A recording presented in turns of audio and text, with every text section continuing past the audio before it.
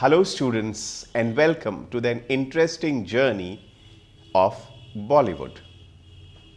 As you are all aware, arts in India are a living example of its cultural diversity. In India, various facets of performing arts pervade our numerous festivals, bringing color, joy and a community feeling. They serve as a positive stroke in reaffirming our faith in our heritage. These facets have been responsible for sustaining the long continuities of ancient traditions. They are the link between the past and the present. Thus, it exemplifies the complex yet organic interaction of all aspects of life in a stylized, artistic, and entertaining manner. Art is not seen as something apart from life, a mere ornamentation or entertainment, but as an intrinsic part of it.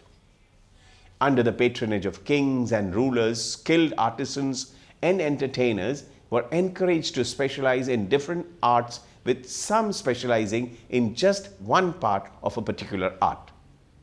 They often refined their skills to a greater level of performance and sophistication. Gradually, the classical art forms evolved, sometimes for the glory of the temple and its inhabitants, both divine and human, and sometimes for the glory of the place and its citizens, reaching their zenith around India in the 2nd CE onwards. This was under the powerful Gupta Empire, when canons of perfections were laid down in detailed treatises, the Natyashastra and the Kama Sutras, which are still followed to this day. Through the ages, rival kings vied with each other to attract the most renowned artist and performer to their court. When the classical art over time appeared to have become distinct and distant from their folk root, they were never totally alienated from them. Even today, there is a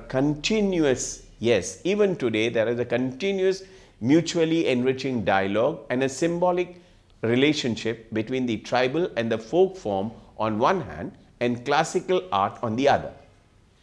The latter continues to be ingratiated by the robustness of fresh expressions of folk forms, which are bound by common mythological themes and commitment to dharma and purusharth.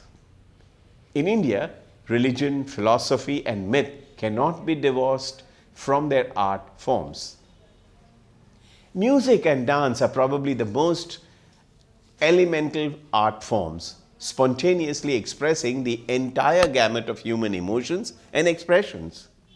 Dance and music are tied intrinsically to ceremonies of any kind: wedding, birth, entering a new house, greeting a guest, religious procession, harvest time, welcoming a new bride, or the birth of the baby. Any or all of these are the occasions for song and dance. There are tribal belts throughout India, and although each tribe has its own distinctive music and dance, they all share a similar form of dance that reinforces the community. In most cases, men and women with linked arms execute simple leg movement in a gradually increasing tempo that builds up to the crescendo of vigor. Along the entire Himalayan range, for instance, from Kashmir to Darjeeling, folk dancers link arms and sway gracefully in undulating movements. While folk music and dance share common themes and kinetics, there is a wide variety of forms. Students, there are also several forms of dance drama or folk theatre, such as the Nautanki of Rajasthan, Uttar Pradesh and Bihar, the Bhavai of Gujarat, the Tamasha of Maharashtra, the Bengali Jatra, the Yakshagan of Karnataka and Thiyam of Kerala, all of which narrate legends of local heroes, kings and deities. Martial art forms throughout the country have been stylized to Kosi dance forms, notable among them which are the martial dance of the northeastern hill tribes, the Lazim dances of Maharashtra, the Kalari Payat of Kerala, and the highly stylized masked Chau dances of Orissa, West Bengal and Bihar. Together, these dances have formed a vast reservoir from which the classical dances have drawn sustenance. In their present format, the history of classical dances cannot be traced back to over 200 or 300 years, but they all have links with the ancient and medieval literary, sculptural, and musical traditions of India and of their particular region. They all adhere to the canons of classical dance laid down in Natyashastra, the 2nd century text ascribed to the sage Bharata, to whom it was supposedly revealed by the creator Brahma. Folk theatre and dance drama were the common roots of both classical dance and theatre, the traditions of both of which were elaborated upon Natyashastra.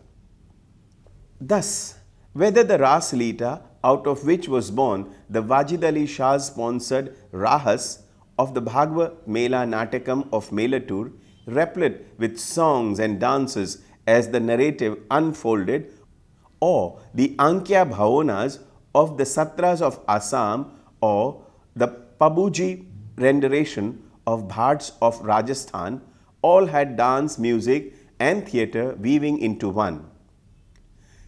What was it that took us away from the impermeable braiding, from the unique mixture brewed in Natyashastra? The Natyashastra was a work in progress. It was descriptive and not prescriptive. But over the centuries, things happened that took us away from the direction it pointed us to. Primarily, two things happened to make us distant from the spirit of Natyashastra, and that imbued some of the ancient and devotional performance form that served as a ritual, and with the growth of Krishna worship and offering to him in spirit of bhakti. The first of these impact was the deconstructing impact of colonization. Many scholars point to the age of Orientalists who valued traditional Indian knowledge, including artistic knowledge. In 1783, William Jones founded the Asiatic Society and did some work on music treatise, which he brought out as the essay on the musical modes of the Hindus. This established the purity of a long past tradition age that had got muddled by Persian influence and became effeminate. Gendered and communal divisions of practice communities and a rejection of the shape and state of prevalent artistic practices resulted in marginalization of certain traditional practitioners and practice traditions. Western sensibilities that grew with the onset of colonization dictated a certain kind of aesthetic that became the dominant aesthetics. This caused a deep scheme between the art that urban India valorized and those that were pushed into rural recesses. The patrons had changed, with rural zamindaris often losing out to the new carpetbaggers of India. The temples were improvised with their land grants being upsurged, and they were unable to support the traditional troops that they were once supporting. Traditional artists found it hard and challenging times loomed ahead. This new aesthetic looked down upon traditional women practitioners. The Tawaiffs and the Devdasis, the professional singing and dancing women of India, lost their regular patrons. These were those patrons who did not only look upon them as women to fulfill their carnal desires with, but who appreciated her traditional poetic, musical, and literary knowledge. In the new dispensation, there were few who appreciated or even understood her skills in language, music, or dance. She was reduced to a commercial sex worker, collectively described as Ramjani or Ram Johnny. This was the fate of the traditional artist who could sing, dance, recite, and converse unless they adopted Western ways.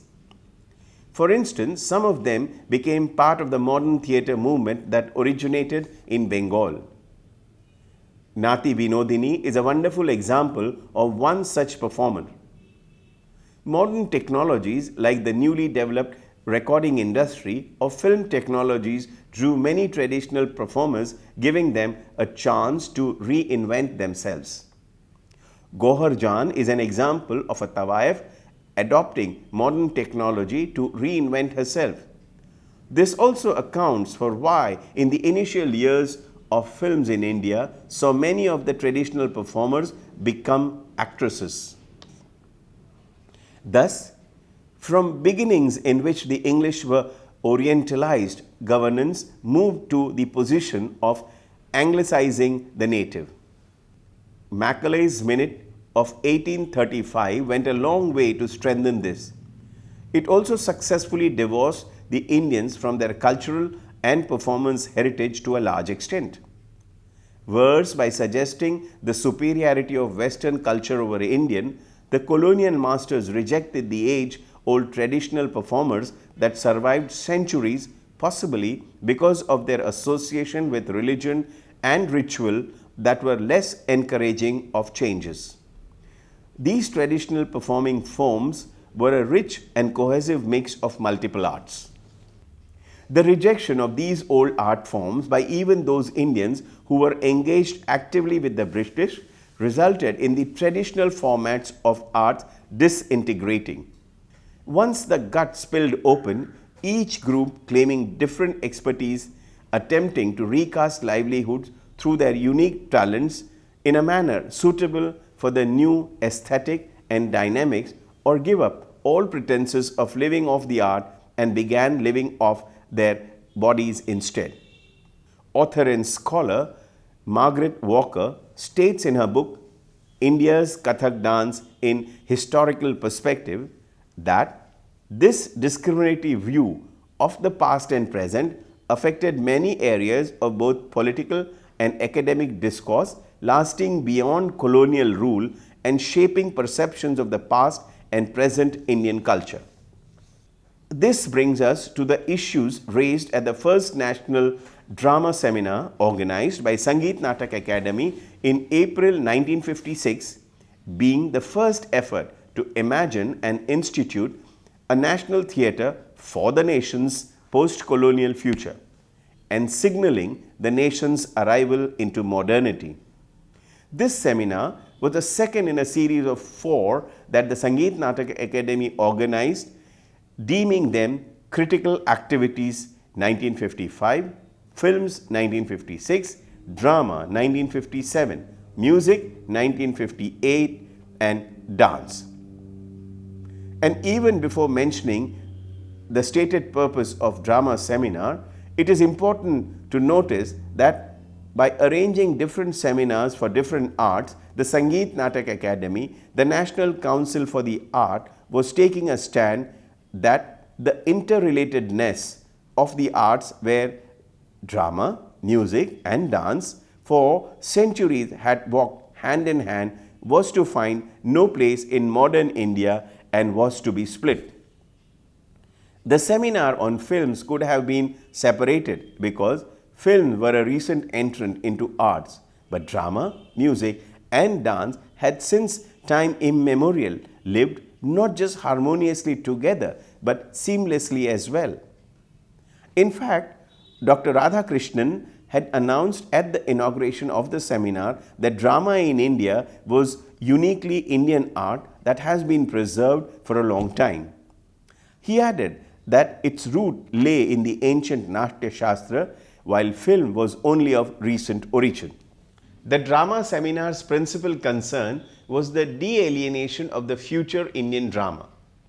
Seminar chairman Sachin Sengupta hoped to answer from the deliberations the academic chairman Dr. P.V. Rajamna's question of what future Indian drama should be like.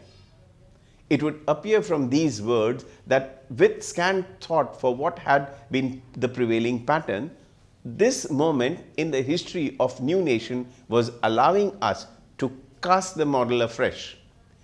To help achieve this end, the line up that the Academy had chosen to speak for the long tradition of drama were all representative of modern India, amateur practitioners, actors, directors, critics, ideologues, university professors, and scholars of drama.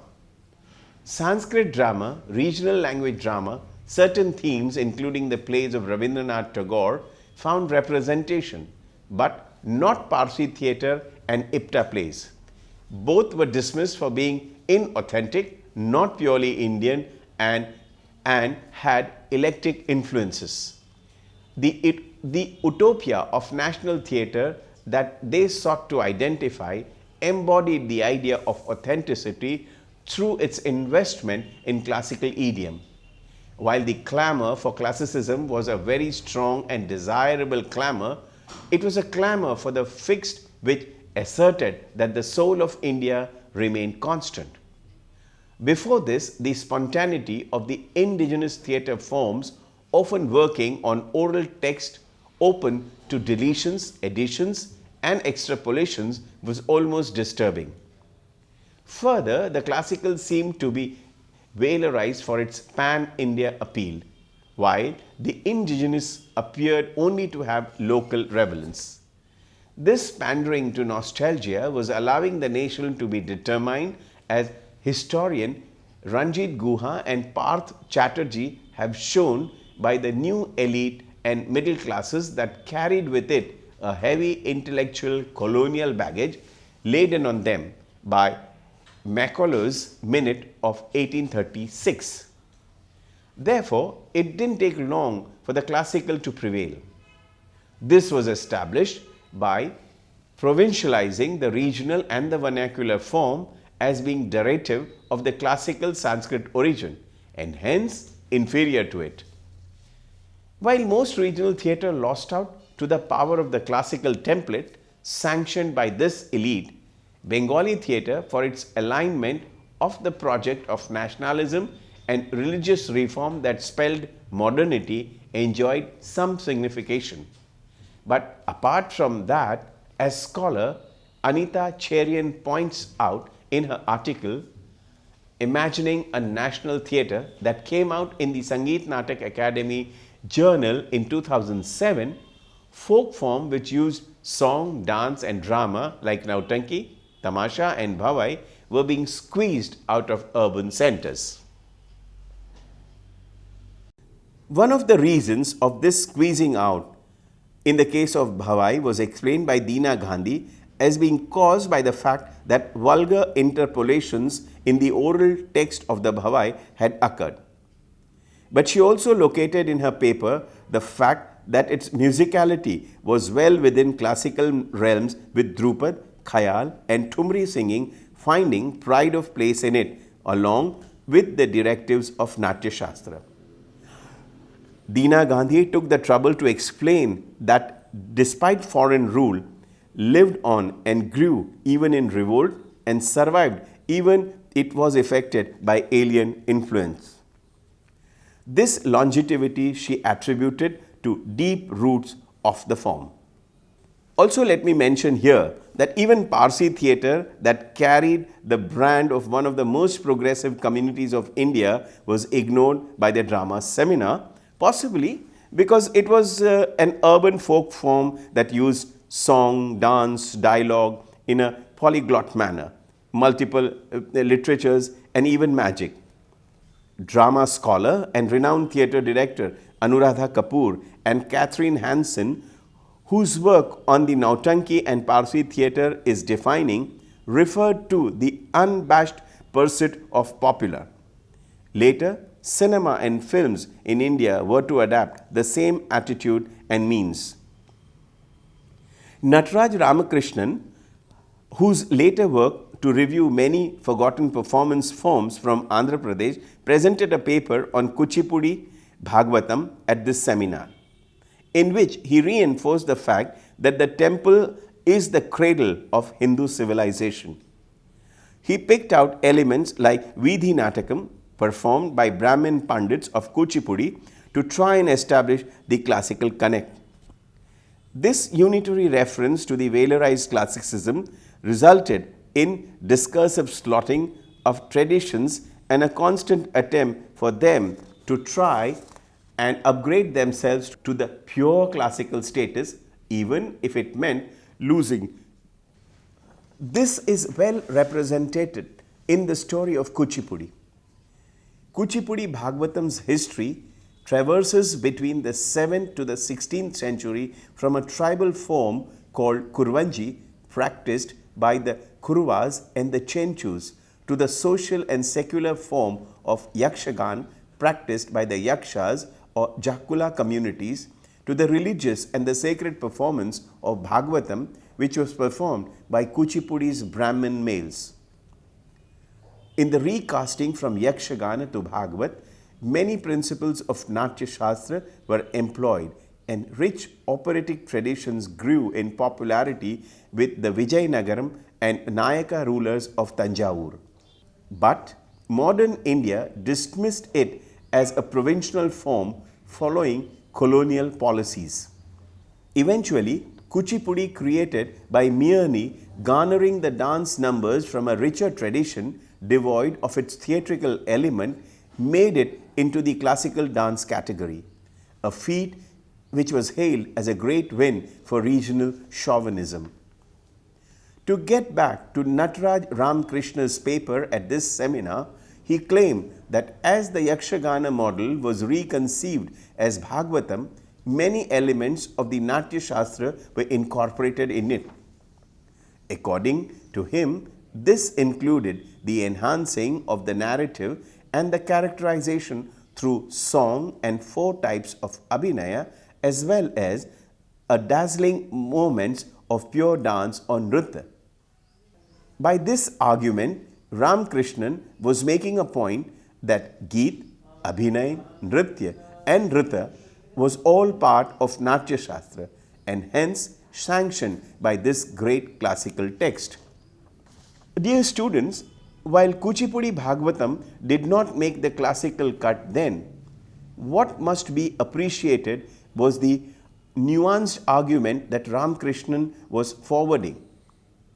While other traditional and folk dance drama forms were being dismissed as the degenerate version of classical, the argument for Kuchipudi Bhagavatam went in the reverse to suggest how a folk form was upgraded to a classical one. Even with respect to the Devadasis, who by then has been stigmatized for almost 80 years, he argued that those associated with the temples in Telugu-speaking region danced a dance which was pure as it had been born in the temple, remained unchanged, and was executed in such a perfect manner that the divine forms could be seen in it. Only in the end did he mention the dire state the practicing communities were in and how the art was in desperate need of support. Despite this impassioned plea, even Kuchipudi dance took a while to enter the classical pantheon. Thus, we see with the separation of dance element from the traditional folk dance drama tradition, suddenly classical elements can be discerned.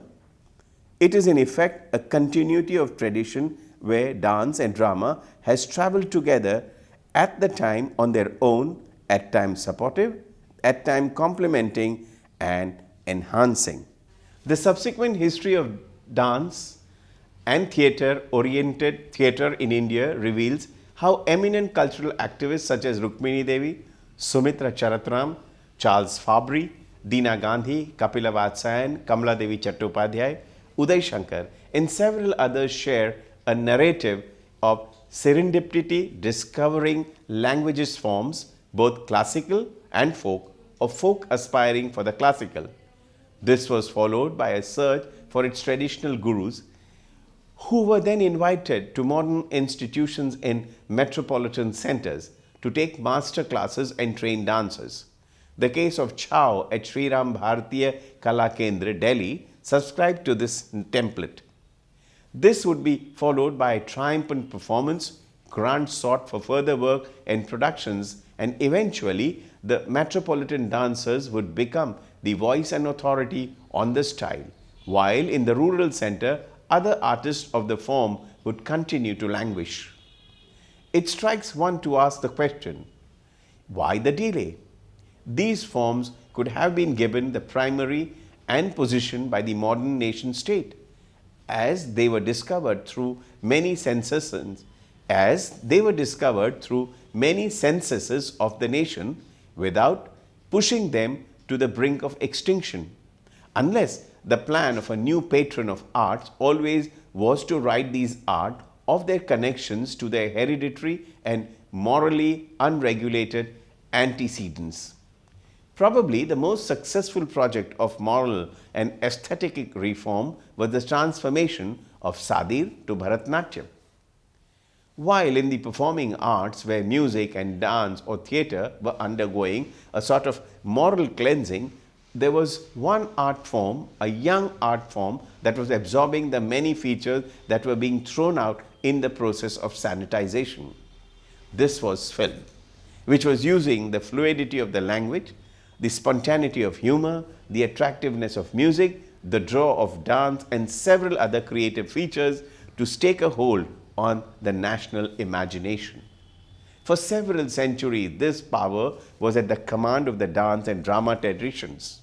But due to the national process and adoption of modernity, this power was lost to dance and theatre, and film became the cohesive pan-India glue. Students, I hope you've enjoyed your Bollywood journey, and we look forward to continue with other topics as well.